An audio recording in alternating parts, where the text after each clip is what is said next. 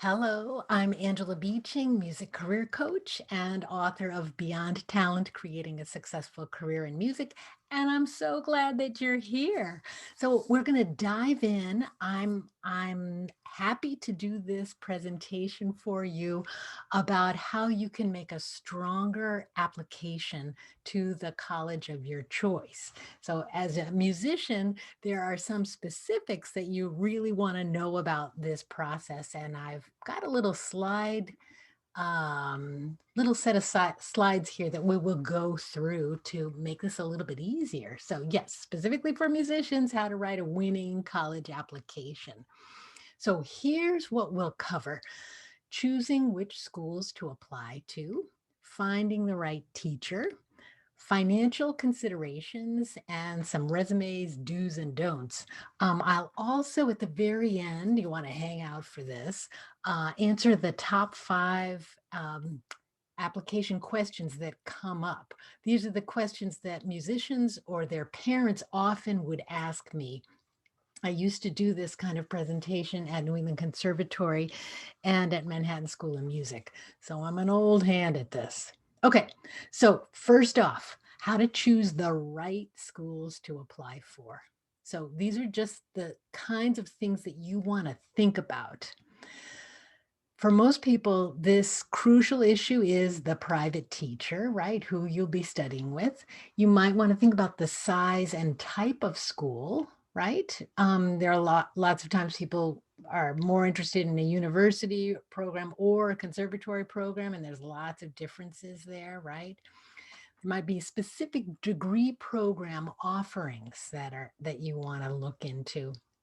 And of course, location and local opportunities, right? When you want to think about, oh, if I want to be playing a lot of gigs, right? What would that be like? The tuition, of course, I'm sure is going to be a question or an issue, and the financial aid package. These are all good things to consider as you're thinking about which schools to apply for. All right, so how do you get a sort of short list or maybe a long list of schools to consider? Get recommendations from your private teacher, from your coaches, from conductors, other people who have heard you play. Do some online research. And if you haven't heard about this, there's this wonderful site, majoringinmusic.com. Now, on that site, they have profiles for a bunch of music schools. It's not every music school out there, so just to realize that. But there are also a lot of articles on this site that give you a kind of broader picture of what's involved in applying for colleges that you're interested in, and also articles about the experience of studying at a conservatory or at a university. So there's good stuff there. All right. Now, let's say you've got sort of a sort of handful of schools that you're interested in. Do your homework. So read in detail on these school websites, right? Just look into the degree requirements, the course description, so you can really get a sense what it would be like. Check out the performance opportunities that are both on campus and paid off campus gigs. And I often recommend that people try to get what I would call the inside scoop. Now, this might make you feel a little uncomfortable, but I think it's really worth doing.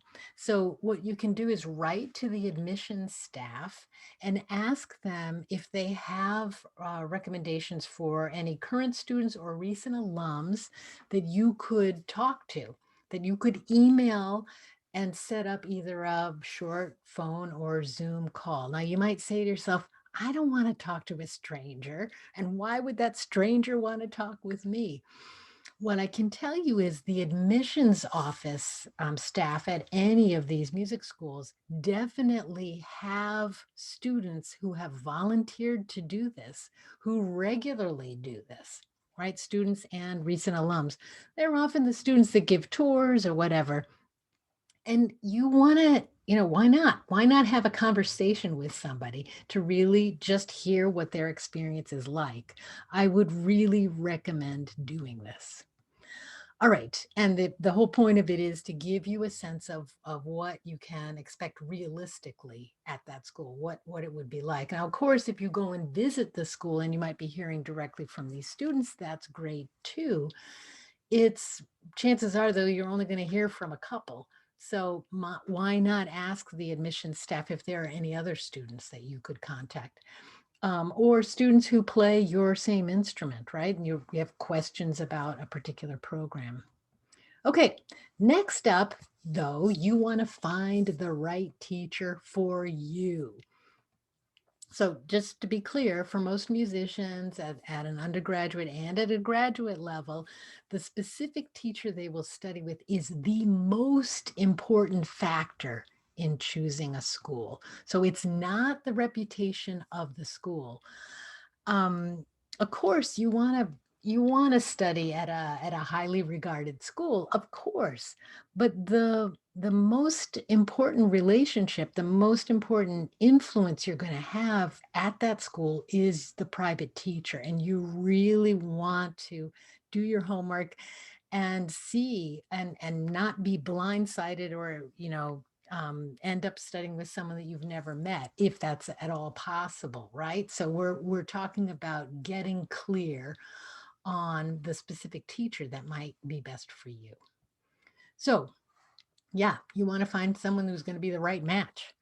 So again, ask your current teachers, coaches, conductors for recommended teachers that they think might be a good fit for you.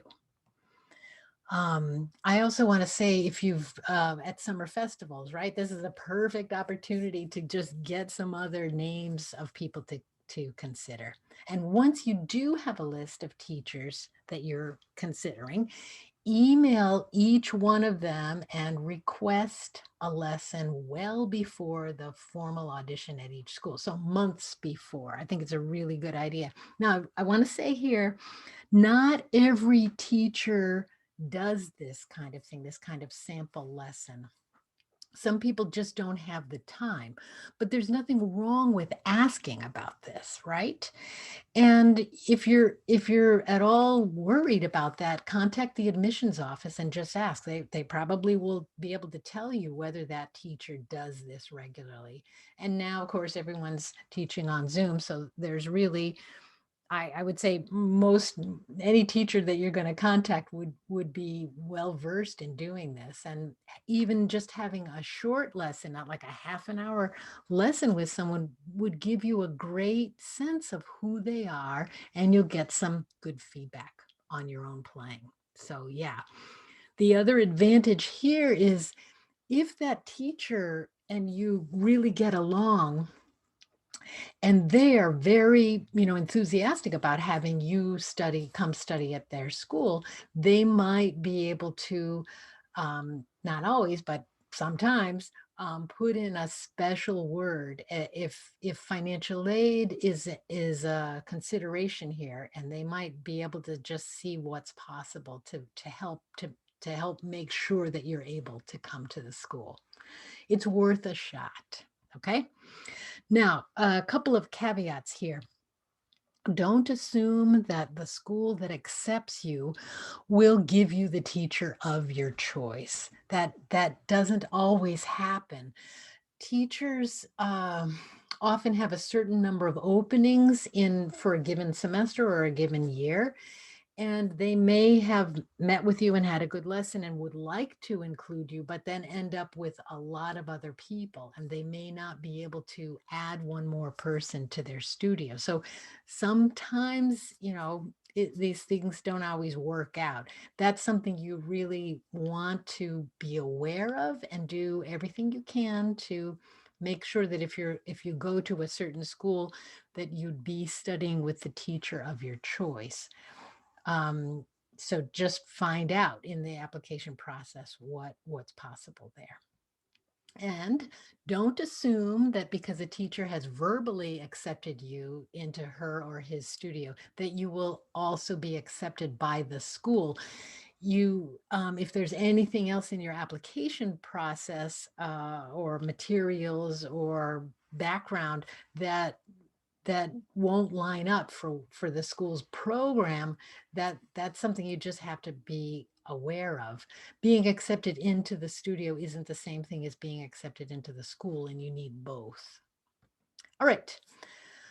So just a reminder here, make sure that you complete all of the application materials and that you read those instructions really carefully. Be meticulous about this. And it is great to have several other people look over your materials and give you feedback.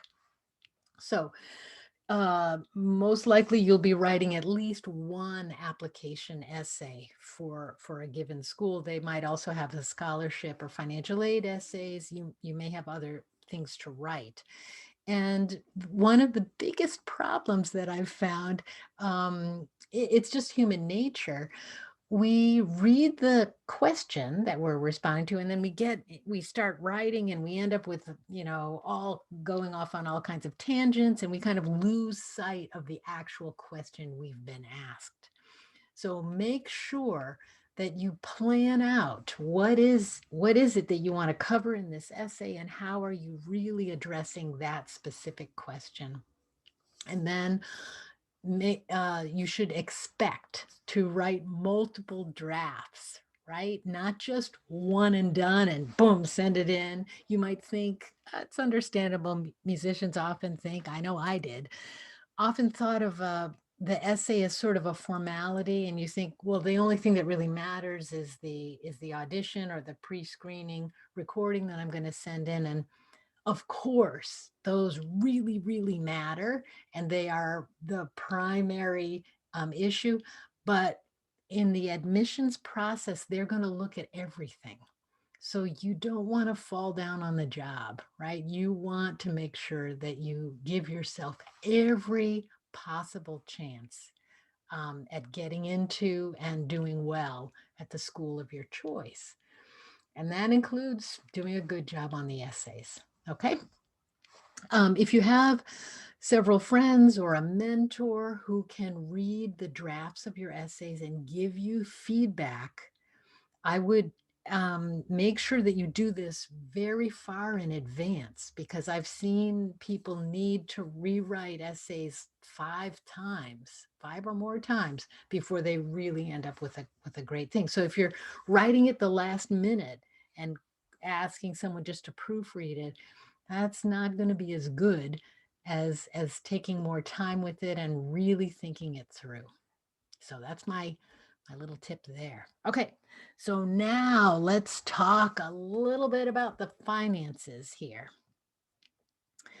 First off, colleges, universities, and conservatories all have varying sizes of endowments. Endowments are the funds, right, that they're able to allot for scholarships and grants. And it's just that some schools have a lot bigger pool of money to play with. And I know this can be so disheartening to get the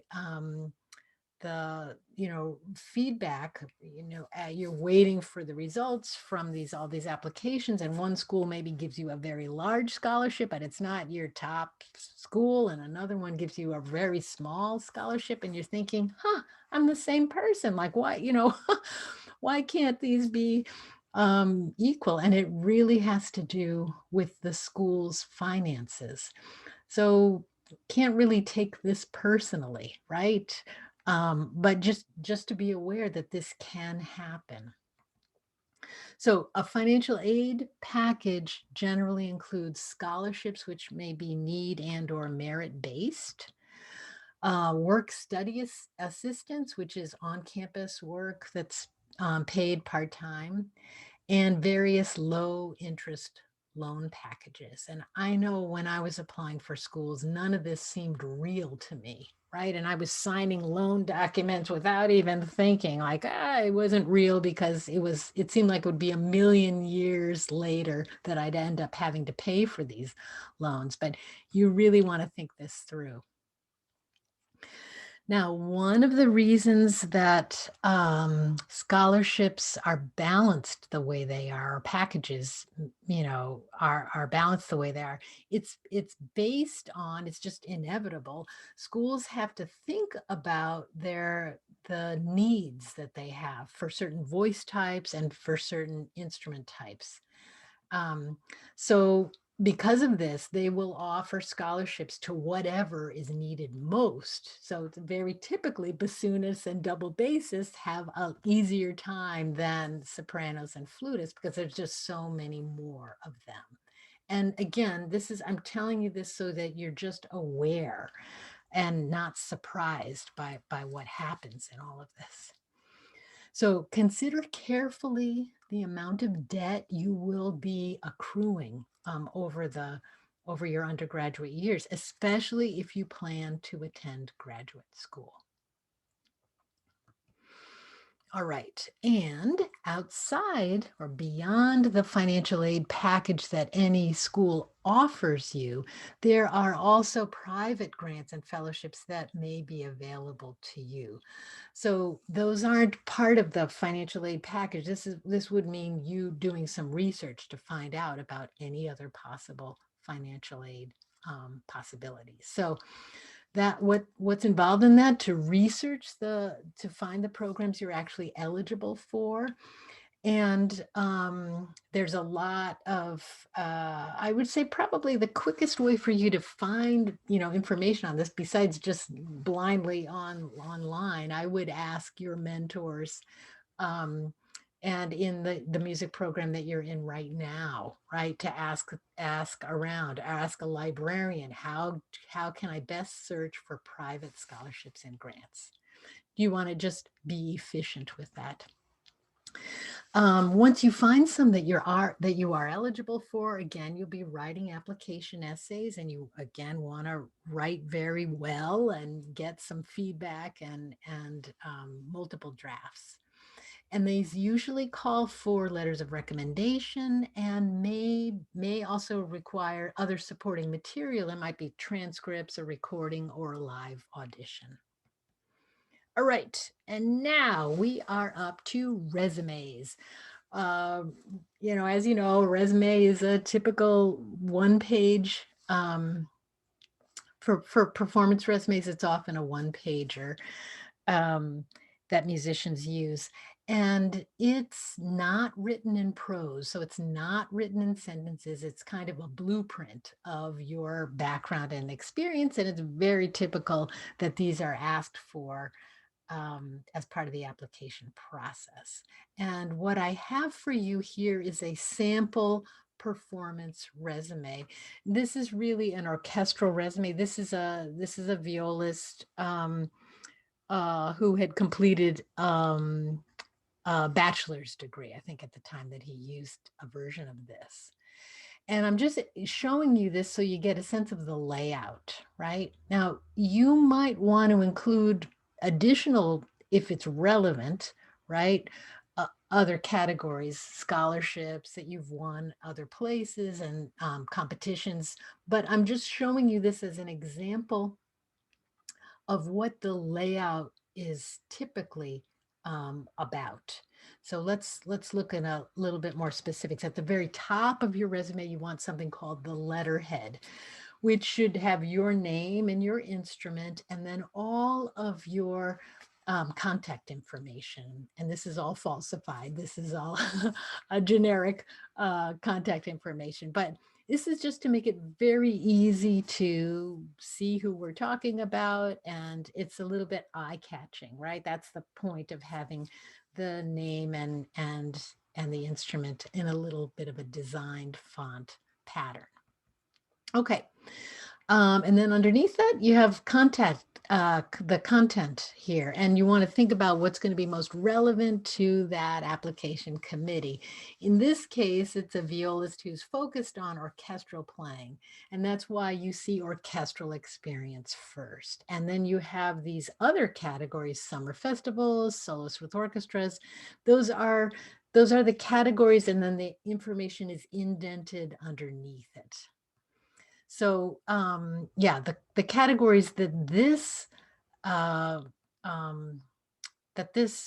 musician chose to use are these four: orchestral experience, summer festivals, soloists with orchestras, and education. You may have other categories that you want to have in here. Maybe for you, it's solo performances. Um, Maybe it's opera roles, whatever you're focused on, right? Musical theater, pit work, like you want to think about of the background that you have, what do you want to list? And that's for you. Like that you should choose the categories that make sense for you. Okay, so again, this is how it's laid out on the page. You look at under education, you also see principal teachers, conductors, and chamber music coaches. And he did add another category at the very end, other experience, which he has a little bit of arts leadership experience there. And yeah, this is how these categories are laid out. I do want to say, yeah, this example right here, just looking at the orchestral experience, you just name the orchestra, right? And then your role might be first chair, or if you're concertmaster, you'd put that in. If you're a substitute with that orchestra, you put it in. If otherwise you're just a member, that's fine, leave it. And then the years, right? This is just keeping it simple. Same thing with summer festivals. There's the name. And you'll notice the dates. So these are in reverse chronological order, most recent to least recent. And there again, soloist with orchestras. We're not naming the pieces. We're not naming the conductors, any of that stuff, just keeping it simple. The main thing is this person was a soloist with these orchestras, played a concerto, right? So naming the orchestra and giving the date. And education, right? There's the school, there's the degree and the year it was received, right? And then underneath it, the teachers, the conductors, and the chamber music coaches. This is all designed to just be easily read quickly. And again, this is how it looks all laid out. Okay. So last thing I have for you are answers to the top 5 questions that I most often get from young musicians who are applying for colleges. And these are the questions that either they have or their parents have. So I picked 5. These are the ones I hear most often. And the first one, very first one is, should I apply for a conservatory, a college, or university? Really, what's best? And a lot of times people really want to know, well, what's the difference in these? And what I can tell you is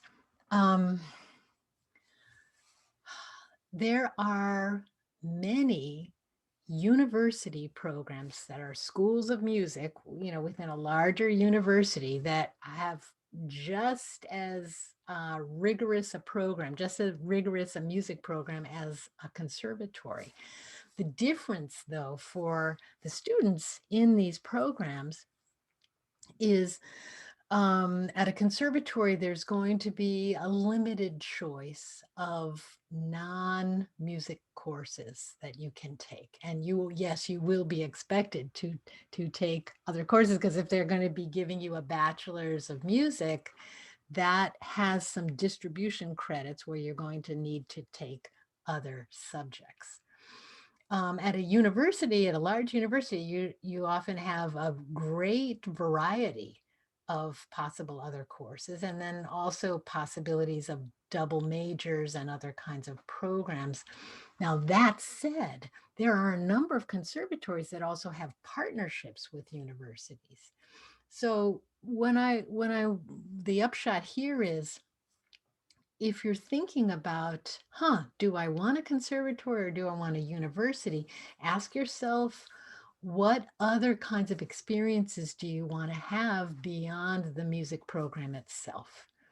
And if you have really a kind of burning issue or burning interest in another subject area, and you are just curious about double majors or programs that would allow that, just do some investigating, because there are some conservatories that do have those partnerships. So I don't have a clear answer here. The real answer has to come from you. And when you start researching schools, you'll you'll start to get a sense of what questions you have, what are you looking at in the program? And certainly if you're able to go and visit on campus, that can really help a lot. All right, question number 2. Financial aid and going into debt. Is it worth it? So again, there's not really an easy answer. There's no answer that I can give you for this. This is up to you, but it's an important question because college education has never been as expensive as it is now. It's really a huge investment. And if your parents are paying for this, that's wonderful. That's, you know, that's a great thing if that's what's possible for you. If not, you're going to have to think very carefully about the financial aid package that you're awarded and ask yourself, okay, how much debt will I have by the time I graduate? Because if you are then planning on going on to grad school, and then that would be even more debt, at some point, it's not going to make sense. And that point is going to be very different for different people. But if you're starting your professional life saddled with, yeah, um, I've run into musicians who have had $100,000 worth of debt, and I my heart goes out to them. So you want to make sure that when you finish the program that you are set up to be able to work professionally in your field, and that you have a real sense of what it's going to take to pay down that debt. Okay. Now, sometimes when people think about this, what it leads them to do is to really look at the schools where there's um, uh, where tuition is much lower, or where there's large grant opportunities or scholarships. And as long as there is a great teacher there at that school, then that could be a fabulous choice for you. So really just do your homework, okay? Question number 3. Will I be able to support myself after college? Okay, so I used to work for many years running the career and entrepreneurship offices at New England Conservatory, Indiana University, and Manhattan School of Music. So I would often get this kind of question. And the truth is that for the majority of musicians who graduate with a bachelor's degree, at that point, most of them are not making their living from music. The ones who are may be doing a lot of teaching or may have gotten a music ed degree. There exceptions, sure, but the majority of musicians are not supporting themselves solely through music after they graduate. And so what happens with that? Well, a lot of people go on to grad school, right? And again, you want to be thinking carefully, is that what you have in mind, right? And you also want to think, what are your expectations after 4 years? So for many people, they realize they need more study, but also for many people, they've explored this and they realize they want to have a balance of performance and teaching and maybe even some other area. It's very typical for musicians to have portfolio careers where they're working in a number of different areas and they have income streams that include private teaching, freelancing, orchestral work, playing in ensembles, and maybe another area. That's a normal thing for musicians. And it's just something you want to be aware of as you're thinking through all of this. Okay, question number 4. Any tips on audition preparation? Okay, so auditions, of course, are scary. This is just, I mean, if you weren't anxious about auditions, it would be weird because it's something we really care about, and that will bring up a lot of feelings. And so the best thing that you can do is to audition a lot. right? And if you say to yourself, okay, I need to really get ready for these important auditions, then to do mock auditions, to perform maybe, in your living room or other spaces for groups of people that will make you slightly nervous, right? You don't want to just be doing this with your best friends or with your family, because if you're totally comfortable with them, it's not going to help, right? You want to really practice it as a real audition. And you want to make sure that you've worked with your private teacher to choose the repertoire carefully and to prepare carefully. One of the best things that you can do, whether you've been asked to create a pre-screening video or not, is to record yourself regularly when you practice and listen carefully and analyze, so that none of it will be a surprise when you actually prepare the real pre-screening tape. Okay, and question number 5, our last one. What are the biggest mistakes musicians make when they actually get into a program? And whoa, I could go on about this, but I just have a few for you.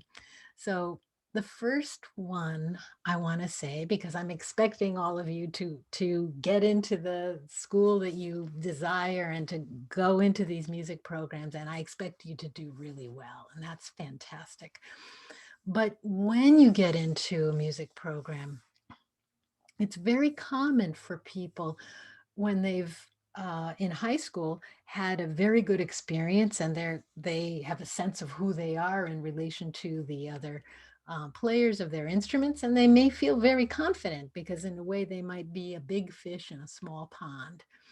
And when you go to a conservatory or a music program where you are surrounded by musicians who've sometimes come from all over the world to study at this school, you may not feel like a big fish in a small pond anymore.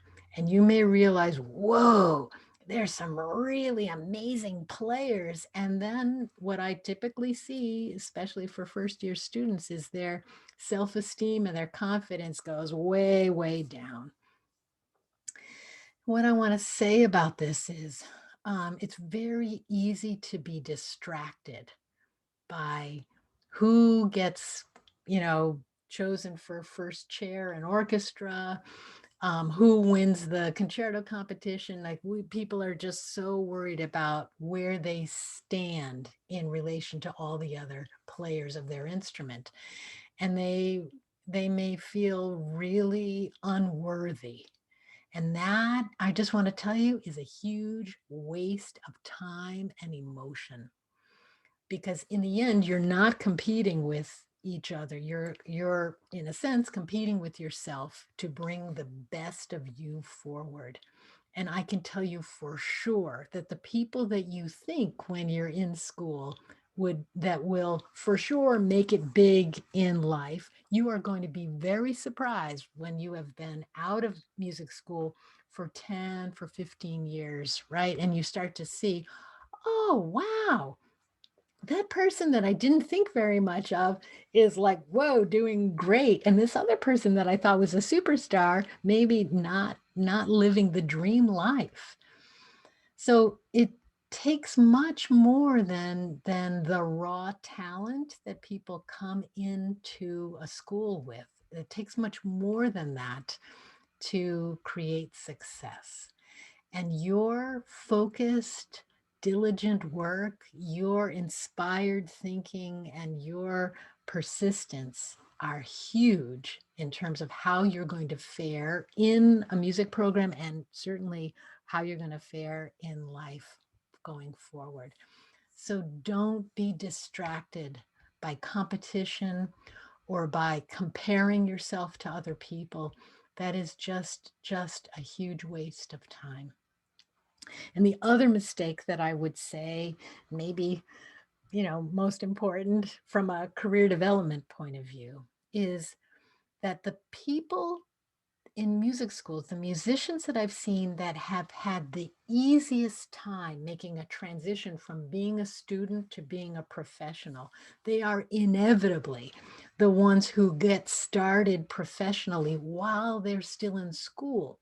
And what I mean by that is they start doing some private teaching, they start playing gigs, they start, finding opportunities for more performance opportunities off campus, right? They're curious, they ask questions, they volunteer, they get stuff done. Instead of spending all of their time in the practice room and on campus with their friends. I'm what I'm suggesting here is that when you get to the music school that you're going to, right, to find out what happens, how can you get some help in the career development office or in the entrepreneurship office or whatever your school has, and see how you can start getting acclimated and start getting that off-campus experience, because it will only help you feel better about then when you graduate and you're out into the world.